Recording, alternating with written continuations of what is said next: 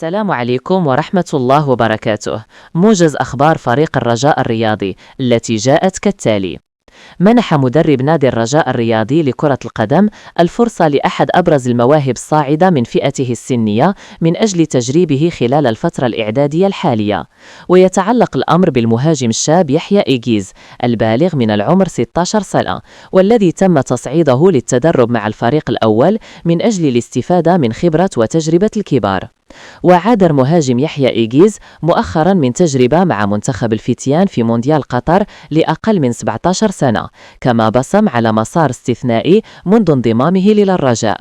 وواصل يحيى إيجيز التألق هذا الموسم بعد تسجيله 5 أهداف في 5 مباريات رفقة الأمل الرجاء، مؤكدا نضجه التقني والبدني وامتلاكه مواصفات هجومية تتماشى مع هوية الرجاء.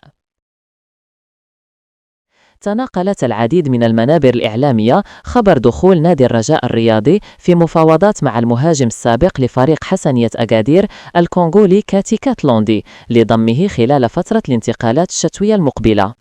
وتداولت منابر إعلامية نقلا عن الصحفي الغاني ميكي جونيور خبر وجود محادثات متقدمة بين اللاعب والرجاء على التوصل إلى اتفاق محتمل في الأيام المقبلة، وأن حقيقة الخبر الذي تم تداوله أن اللاعب لا يدخل ضمن قائمة اهتمامات الفريق الأخضر خلال الميركاتو الشتوي المقبل، وأن إدارة الرجاء تبحث عن لاعبين جاهزين لدعم الفريق خلال الفترة الحالية ويملكون تنافسية كبيرة، وهو ما لا يمتلكه كاتلوندي الذي أمضى النصف الأول من الموسم بدون فريق.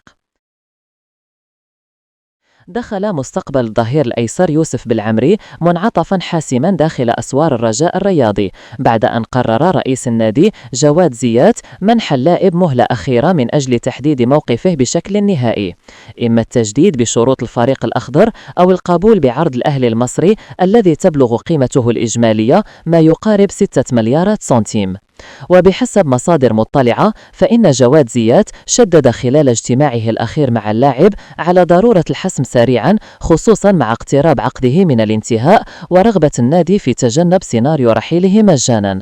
ويسعى المكتب المسير إلى تأمين استمرار بالعمري داخل الفريق بعد المستويات الرفيعة التي قدمها في الموسمين الماضيين والتي قادته لحجز مكانة أساسية داخل المنتخب الوطني.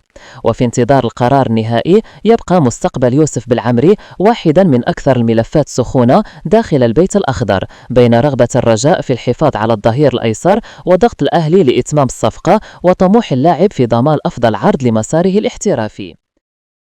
لتشجيعنا على مواصلة العمل وخلق أفكار إبداعية لا تنسوا الاشتراك بالقناة وتفعيل الجرس وترك تعليقاتكم على الفيديو لكي يصلكم الجديد أولا بأول.